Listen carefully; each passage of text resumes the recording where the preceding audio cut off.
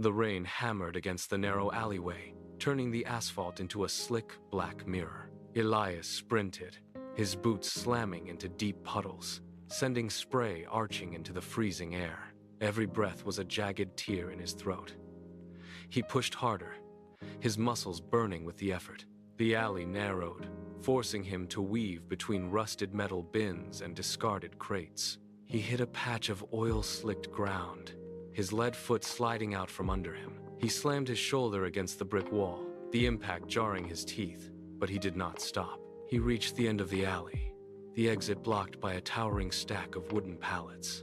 He spun around, chest heaving, his hands pressed against his sides as he scanned the darkness. He held his breath. Elias stood frozen, his chest rising and falling in sharp, ragged bursts. The rain had slowed to a steady, rhythmic tapping against the rusted metal of a fire escape above. He strained his ears, listening for the slap of boots on wet stone or the rasp of breath. But the alley remained unnervingly quiet. He shifted his weight, his boots crunching softly on broken glass. The darkness near the overflowing dumpster seemed to thicken, pooling like spilled ink. He squinted, his eyes adjusting to the dim, flickering light from the street corner. A shadow detached itself from the wall, moving with a fluid, predatory grace. It did not stumble. It did not make a sound. Elias stepped back, his heel catching on a discarded crate. The figure stopped. As the light caught the surface of its face, the features resolved into a smooth, featureless white mask. No eyes, no mouth, just a blank, porcelain void. Elias opened his mouth to shout, but the air in his lungs turned to ice. The figure tilted its head, a slow, mechanical movement. The figure moved. It did not run, but it crossed the distance between them in a single, blurring stride. Elias tried to pivot, his boots scraping against the slick asphalt, but his muscles locked in a spasm of pure, physical shock. He felt the shift in the air pressure before he saw the motion. A cold blade sliced through the darkness, a thin, silver arc. Elias threw his hands up, a reflexive, futile gesture to shield his throat. The metal bit deep. He felt the sudden, sharp sting of the edge, followed by a rush of heat that drained his strength into the wet ground. He collapsed, his knees hitting the puddles with a dull splash. The world tilted, the rain-slicked walls spinning into a blur. He reached out, his fingers clawing at the rough brick of the alley wall, but his grip failed. The darkness swallowed him. Silence reclaimed the alleyway. The screen cut to black, holding the void before the title card appeared. The Silent Strain. The apartment was narrow, lit only by the hum of a desk lamp and the flickering glow of a television mounted on the wall. Kofi Mensah stood before the far wall, his shadow stretching long across the floorboards. The wall was a grid of crime scene photos, pinned in place with jagged metal tacks. He held a black pen, tapping it rhythmically against his chin as he scanned the faces of the victims. Each image was marked with a date and a location, forming a web of red string that crisscrossed a city map pinned to the center of the display. On the television, a news anchor droned on about the latest unexplained homicide, but Kofi did not look up. He leaned forward, the light catching the sweat on his brow. He moved his hand, tracing a line from a park in the north to a warehouse district in the south. His pen hovered over a photo, then moved to the map, marking a point with a firm, decisive stroke. He stepped back, his eyes darting between the victim profiles and the growing cluster of red ink on the paper. He grabbed a folder from the desk, flipped it open, and compared the notes inside to the wall. The pattern was there, staring back at him from the paper. He dropped the pen, grabbed his coat from the back of the chair, and moved toward the door. Kofi stood motionless, the air in the apartment thick with the smell of old paper and stale coffee. He reached out, his fingers hovering over a grainy, black and white photograph of a victim. He pulled a small magnifying lens from his pocket, the glass catching the harsh light of the desk lamp. He pressed the lens against the photo, focusing on the throat. There, hidden in the shadows of the skin, was a faint, jagged mark. He pulled back, his breath hitching as he looked at the other photos. He grabbed a red marker, the cap clicking as he pulled it off. With a steady hand, he circled the mark on the first photo, then the second, then the third. Each victim bore the exact same brand, a circle intersected by 3 jagged lines, burned deep into the flesh. He traced the lines with the tip of his marker, his movements sharp and precise. This was not random. The placement, the depth of the burn, the choice of victims, it was surgical. He pinned a fresh map to the wall, his hands moving with newfound speed. He marked the locations of the 3 bodies, connecting them with red thread. The lines formed a perfect, geometric shape across the city grid. He stared at the wall, the silence of the room pressing in. The pattern was clear. Kofi pushed through the crowd, his boots splashing into the gutter. He reached the edge of the police cordon, where yellow tape snapped in the wind. He ducked under the plastic barrier, ignoring the shout from a patrol officer nearby. The alley was narrow, damp, and smelled of wet pavement and ozone. He walked toward the center, his eyes fixed on the ground. He knelt beside the body, the grit of broken glass pressing into his knees. He pulled a small flashlight from his pocket and clicked it on. The beam cut through the gloom, illuminating the victim. He shifted the light, focusing on the throat. There it was, a fresh, raw mark, still weeping slightly. He leaned in, his face inches from the skin. The circle intersected by 3 jagged lines was identical to the ones on his wall. He reached out, his gloved finger tracing the air just above the wound. It was not a random act. The edges of the burn were clean, precise, and deep. He stood up, his joints popping, and looked around the alley. He checked the walls for signs of a struggle, then back at the body. The mark was the only thing that mattered. A heavy boot crunched on broken glass just behind Kofi. He did not turn, but he felt the shift in the air as someone stepped into his personal space. Detective Daniel Kie loomed over him, his shadow stretching long across the wet asphalt. Daniel reached out and hooked his thumbs into his pockets, his gaze dropping to the body with a look of practiced indifference. He nudged a discarded shell casing with his heel, the metal clinking against the stone. Kofi remained on his knees, his flashlight still pointed at the mark on the victim's neck. Daniel let out a sharp, rhythmic sigh, the sound cutting through the steady drip of the fire escape. He shook his head, his eyes scanning the alleyway as if looking for an exit. He told Kofi to stand up, his voice flat and devoid of interest. He dismissed the entire scene with a wave of his hand, calling the murder a simple, random act of street violence. He insisted that the city was full of monsters and that searching for a pattern was a waste of time. Kofi stood slowly, his knees aching from the cold, damp ground. Daniel turned his back on the scene, signaling that the conversation was finished. The tension between them hung in the air, thick and unresolved. Kofi did not move. He reached into his inner pocket and pulled out a folded map, the paper damp from the persistent drizzle. He snapped it open, the sound sharp in the quiet alley. He pointed a finger at the red circles clustered across the city grid. He told Daniel to look at the geography of the deaths. He argued that the attacks were not random, but executed with surgical precision, each strike hitting a specific target within a calculated radius. Daniel stopped walking. He turned back, his eyes narrowing as he stared at the map. He stepped into Kofi's space again, his presence heavy and imposing. He leaned in close, his voice dropping to a low, gravelly growl. He demanded to know the motive. He asked why someone would go to such lengths to mark their victims if there was no clear reason behind the violence. Kofi looked down at the map, then back at the body. He opened his mouth to speak, but the words did not come. He had the pattern, the location, and the method, but the reason remained hidden. He stood silent, the map fluttering in the wind between them. Daniel watched him for a long beat, before he turned away. Across the city, the rain finally tapered off into a thick, clinging mist.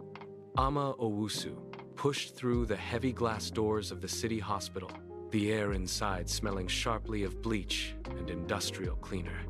She walked down the long, linoleum-floored corridor, her footsteps echoing against the walls. The night shift was just beginning. She stopped at the central nurse's station, her fingers tracing the edge of the clipboard as she scanned the patient roster. The ward was quiet, save for the low, rhythmic hum of the ventilation system and the occasional beep of a distant monitor. She adjusted her position, set her bag down, and checked the status of the floor. Everything appeared standard. She walked past the rows of closed doors, the fluorescent lights overhead flickering with a faint, buzzing sound that made the back of her neck prickle. She reached room 402, paused for a brief second to check the chart hanging on the door, and moved on. The hospital felt unnervingly still, unaware that the silence in the ward was already beginning to fray at the edges. The monitors continued their steady, mechanical pulse. Amma was halfway down the hall when the sound cut through the air. It was a sharp, jagged electronic shriek that shattered the hospital's quiet. She pivoted, her heels clicking hard against the floor as she sprinted toward the source. The light above room 402 pulsed a frantic, rhythmic red. She reached the door, shoved it open, and stepped inside. The room was a chaotic mess of motion. The patient was thrashing against the restraints, his body arching off the mattress with enough force to rattle the metal frame. The heart rate monitor was screaming, the digital display flashing numbers that climbed higher with every passing second. Amma moved to the bedside, her hands hovering over the control panel to stabilize the readings. The patient's limbs whipped back and forth, hitting the bed rails. She reached for the emergency call button, but the patient's erratic movements knocked the tray of medical instruments to the floor. Metal clattered against the tile. Amma braced her feet, leaned over the bed, and tried to pin the patient's shoulder down. The monitor continued its relentless, piercing beep. Amma leaned her weight into the patient's shoulder, trying to force his back against the mattress. Without warning, the patient stopped thrashing. His hand shot out, fingers clamping around her wrist with a crushing, iron-like grip. Amma gasped, her heels sliding across the slick floor as she was yanked toward the bed. She looked down at his face. His eyes had rolled back, the pupils vanishing entirely into a sea of milky white. He did not blink. He did not breathe.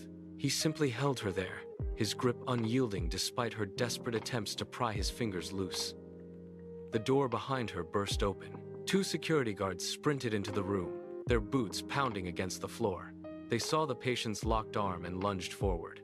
One guard grabbed the patient's shoulder, the other his torso, attempting to pin him down. The patient did not flinch.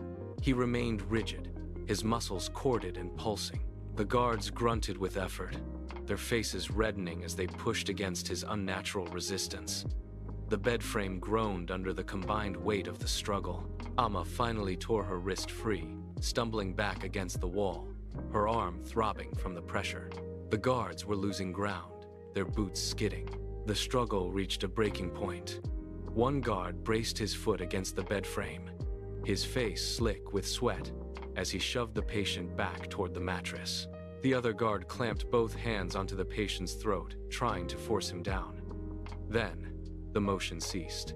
The patient went limp, his body dropping onto the bed with a heavy, wet thud. The guards stumbled back, breathing hard, their hands still raised in defense. Amma stood by the door, her pulse hammering against her ribs. She watched the patient's chest. It remained perfectly still. No rise, no fall. The silence in the room became absolute, heavy enough to press against her ears. She took a half step forward, her hand reaching for the light switch. Suddenly, the patient's mouth tore open. A guttural, inhuman shriek erupted from his throat, a sound that held no human cadence. It was a jagged, piercing vibration that rattled the glass in the window frames. Amma recoiled, her back slamming into the door frame. The shriek echoed out into the hallway, long and sustained, before snapping into a sudden, terrifying silence.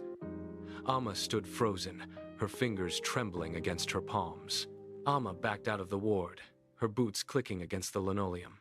She reached the lab and slammed the door, locking it with a sharp metallic click. Her hands shook as she pulled a glass slide from the patient's intake kit. She placed the sample under the lens, her fingers fumbling with the focus dial. The image snapped into view on the monitor. At first, it looked like standard cellular decay, the edges of the cells fraying and darkening. Then, the slide shifted under the light. The cells began to pulse. They did not break down. They rearranged. Amma leaned in, her forehead nearly touching the cold glass of the screen. The healthy cells were being consumed, their membranes dissolving into a dark, viscous fluid. She adjusted the magnification. The new structures were growing, extending thin, needle-like filaments that pierced the surrounding tissue. It was not death. It was a hostile takeover. She grabbed the focus knob again, trying to sharpen the image, but the motion was too fast. The screen blurred as the sample turned entirely black. She pulled her hands away from the desk, her breath hitching in her throat. The monitor flickered, the light from the screen casting long, distorted shadows.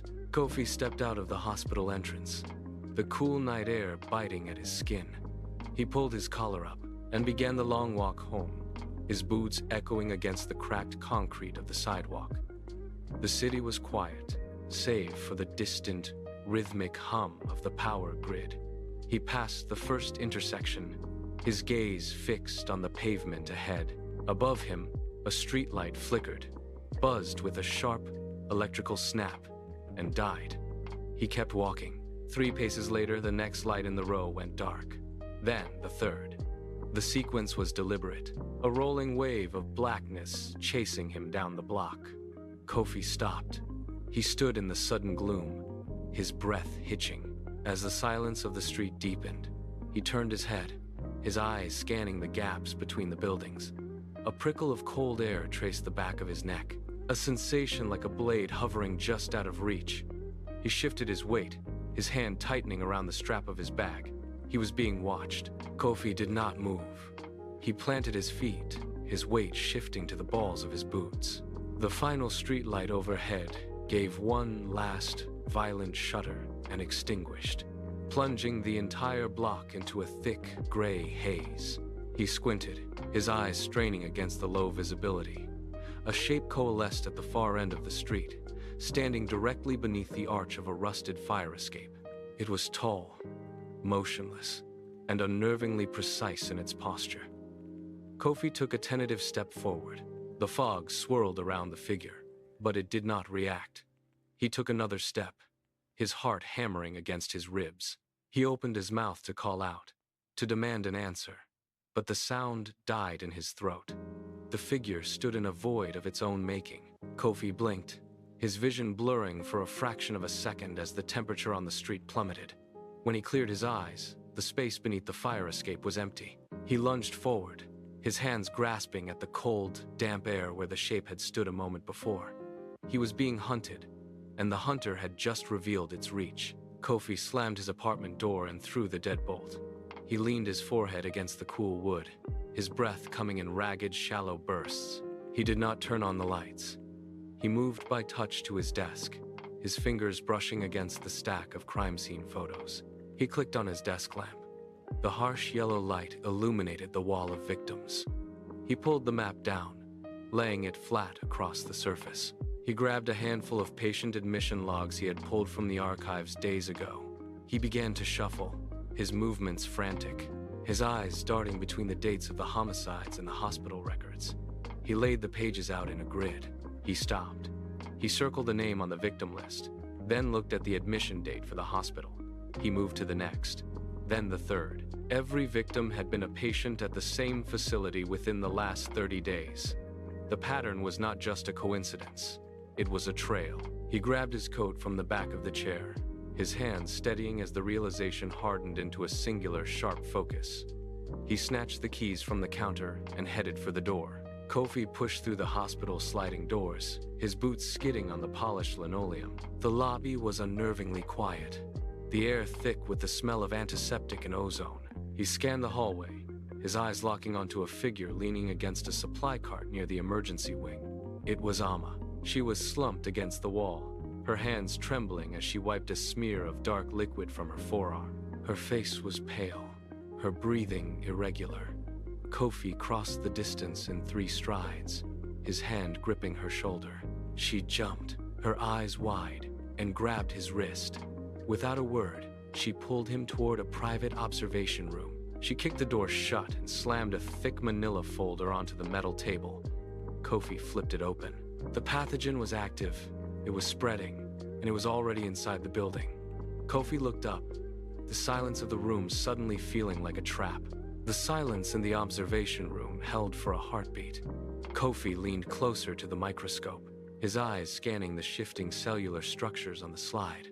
Amma stood by the door, her hand hovering over the light switch, her gaze fixed on the hallway. Then, the overhead speaker system gave a sharp, metallic pop. It crackled with static, a harsh, grinding sound that vibrated through the metal table. Kofi straightened up, his hand reflexively reaching for the edge of the desk. The intercom blared, the voice distorted and clipped by a high-pitched feedback loop. Code red. Containment breach in Wing 4. Patient 402 has bypassed security restraints. All staff to secure the perimeter. The announcement cut off as abruptly as it had begun, leaving a ringing silence in its wake. Amma turned, her face drained of color, her eyes wide. She looked at the door, then back at the file on the table. The pathogen was no longer a theoretical threat. It was loose. Kofi and Amma sprinted into the main corridor of the fourth-floor ward. The scene was a blur of motion and sound. A heavy metal gurney lay overturned, its wheels still spinning in the air. Nurses and orderlies were scrambling toward the emergency exits. At the center of the chaos stood the patient from room 402. He was hunched over, his limbs moving with a jarring, mechanical rhythm. He lunged at a security guard, his movements predatory and impossibly fast. The guard hit the wall with a sickening thud. The patient did not stop to gloat. He twisted his torso at an impossible angle, his head snapping toward the hallway where Kofi and Amma stood frozen.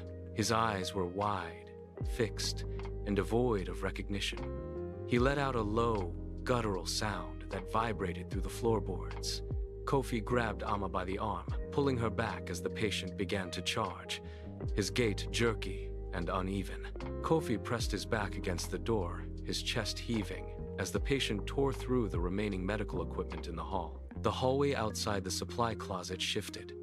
It was not just the patient from room 402 anymore. A rhythmic, scraping sound emanated from the doors lining the corridor.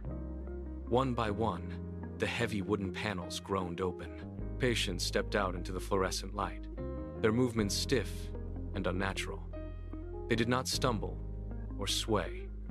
They stood with a sudden, chilling precision. Their expressions were vacant, their eyes fixed on a point only they could see.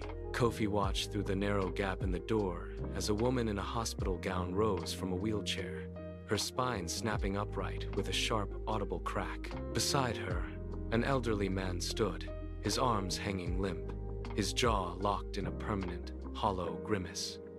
They moved in perfect synchronization, turning their heads toward the supply closet as if guided by a single, unseen signal.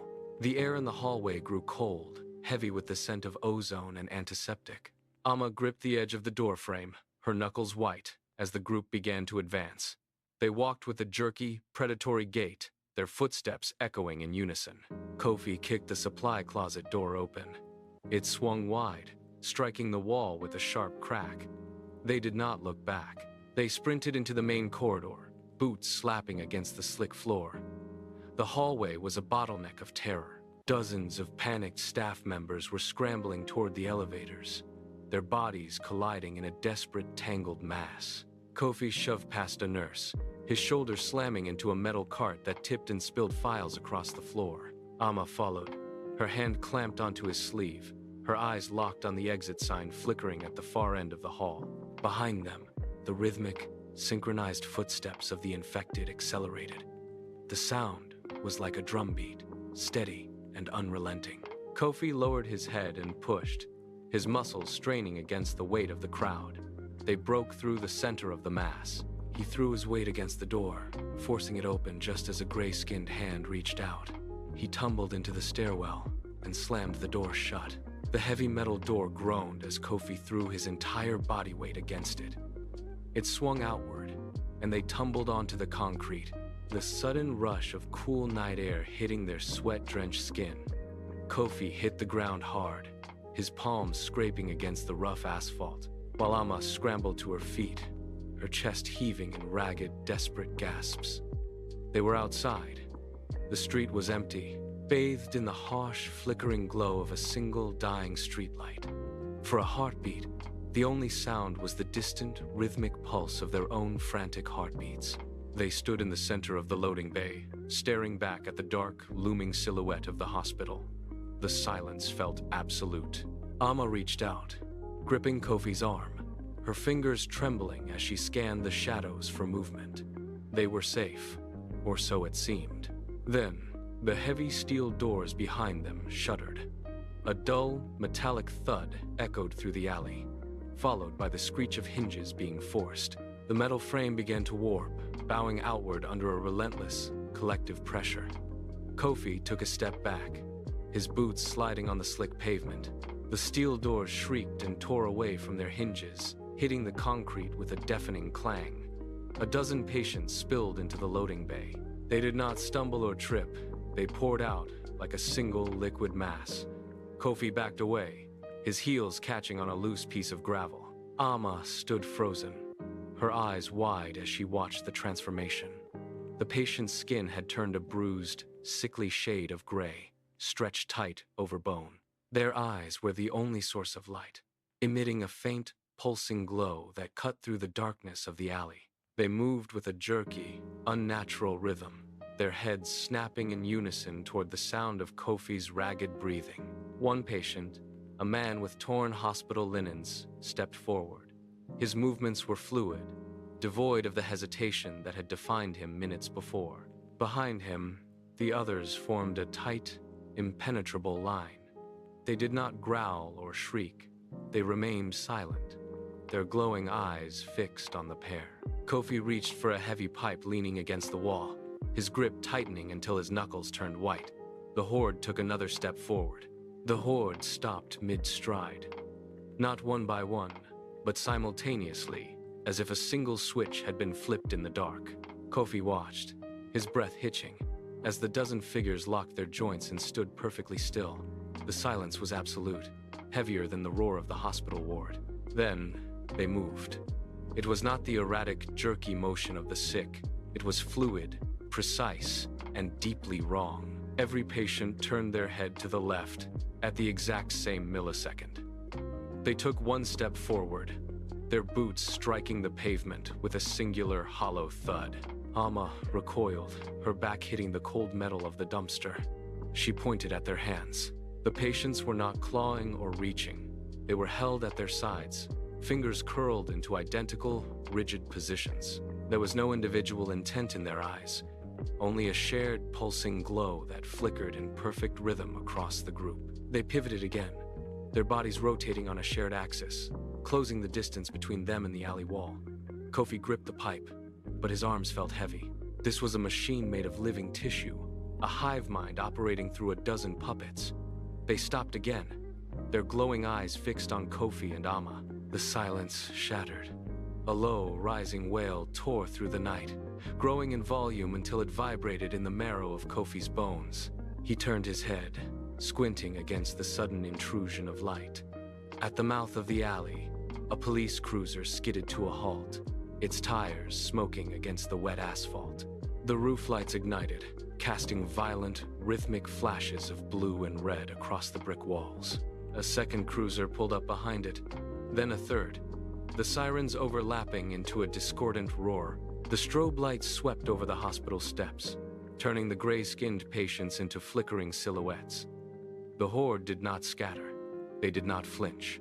They stood their ground, their glowing eyes reflecting the emergency lights like polished glass. Kofi watched the officers inside the vehicles, their faces illuminated by the dashboard glow. They were slowing down, their movements cautious. The light caught the patients' faces, exposing the raw, unnatural pallor of their skin and the rigid, synchronized posture of their limbs. Daniel kicked his door open, the heavy steel frame swinging wide against the wet pavement. He stepped out, his boots finding purchase on the slick asphalt, his weapon already drawn and leveled at the shadows. He moved with the practiced rhythm of a veteran, scanning the alley for a threat he could name. He expected a riot. He expected desperate people. He did not expect the wall of stillness that greeted him. The strobe lights from his cruiser cut through the fog, painting the scene in jagged pulses of blue and red. Daniel took 3 steps forward, his finger resting against the trigger guard. He shouted a command, his voice sharp and demanding, but the sound died in the air. The horde turned. A dozen pairs of glowing eyes locked onto him simultaneously. The movement was so fluid, so perfectly timed, that Daniel stumbled. He stopped mid-stride, his weapon sagging toward the ground. The skepticism that had defined his career, the belief that every crime had a logical human motive, shattered. He took a half-step back, his breath hitching in his throat, as the reality of the nightmare finally took hold. He was no longer looking at suspects.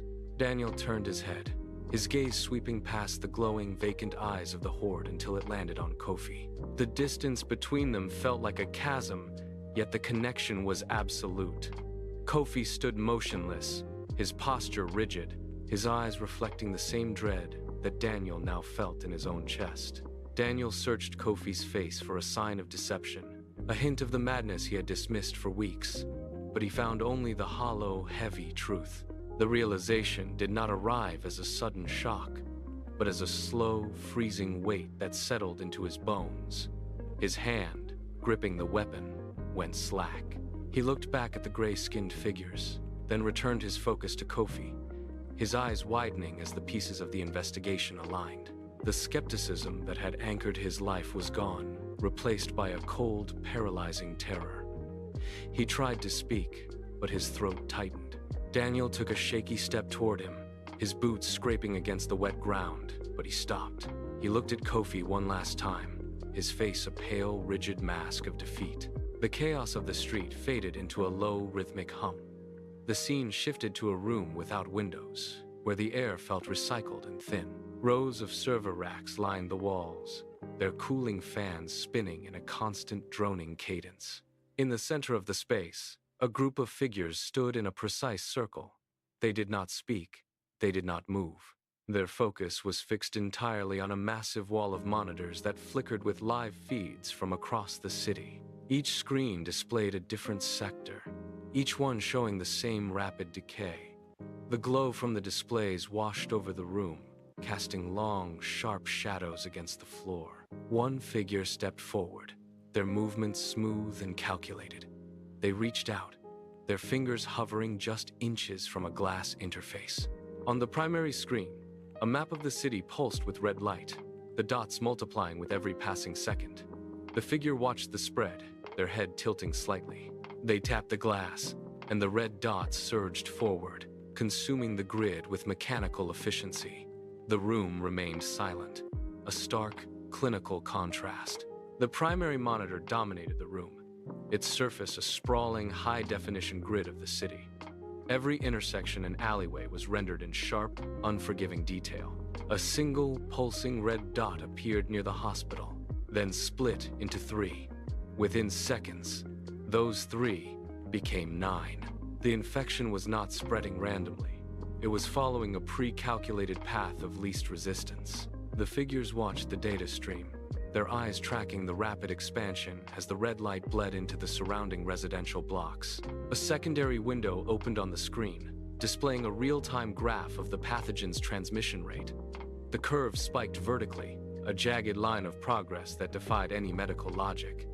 The figures remained motionless, their presence in the room as static as the server racks, while the digital map transformed into a web of glowing, crimson nodes. Every street corner, every transit hub, and every public square was being systematically claimed. The red dots converged, filling the gaps until the entire map pulsed with a synchronized, rhythmic light. It was a total, calculated erasure of the city's infrastructure. The crimson glow of the city map began to dim, receding into the background as the interface underwent a rapid reconfiguration. The sprawling grid of streets, hospitals, and transit hubs vanished, replaced by a single, stark white window. A cursor blinked in the center of the void, a steady, rhythmic pulse that cut through the silence of the room. It moved with unnatural precision, sliding across the dark screen to a hidden directory. A folder expanded, revealing a cascade of personal data, medical records, and surveillance logs. The cursor hovered, then clicked. A file opened, filling the monitor with a high-resolution image of a man. The name appeared in bold, sans-serif text, Kofi Mensah. Below the name, a series of red brackets locked onto the profile, highlighting his current location and recent movements. The data stream scrolled rapidly, pulling in every interaction he had made over the last 48 hours. The figures in the room leaned forward. The cursor remained fixed on his image, a digital crosshair that turned the screen into a hunting ground. The objective had shifted. The target was singular. The cursor pulsed against the image of the target, a rhythmic, mechanical heartbeat that filled the silent, windowless room. The figures stood in a perfect, equidistant circle, their presence as rigid as the server racks lining the walls. Then, the silence broke. One figure shifted, stepping forward into the pale, flickering light of the monitor. The movement was fluid, precise, and entirely devoid of hesitation. The figure raised both arms, fingers gripping the edge of the dark leather gloves. With a slow, deliberate pull, the material slid away, revealing skin that was pale, unblemished, and steady. There was no tremor in the fingers, no sign of exertion or doubt. These were human hands, capable of delicate work, now tasked with the systematic erasure of a life. The figure reached out, hovering a finger just inches from the glass surface. The air in the room seemed to drop in temperature, the stillness deepening. The gaze remained locked on the monitor, fixed on the red data points that mapped out the final, inevitable collapse of the city grid.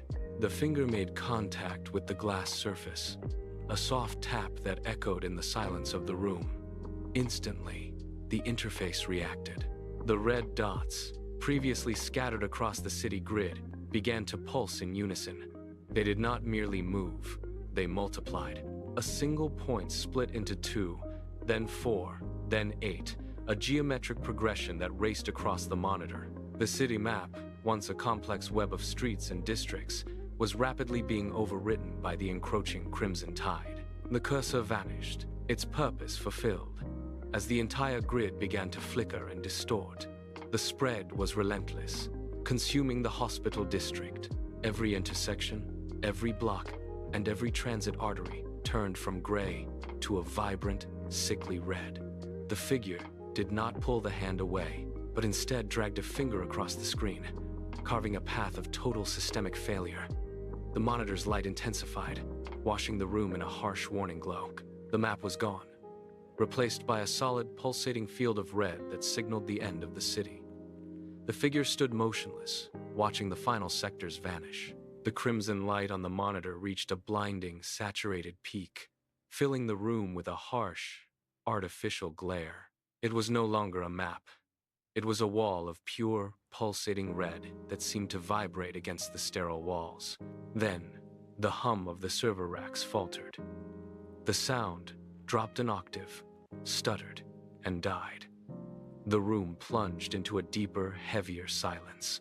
The monitor flickered once, the red glow dimming to a dull, dying ember.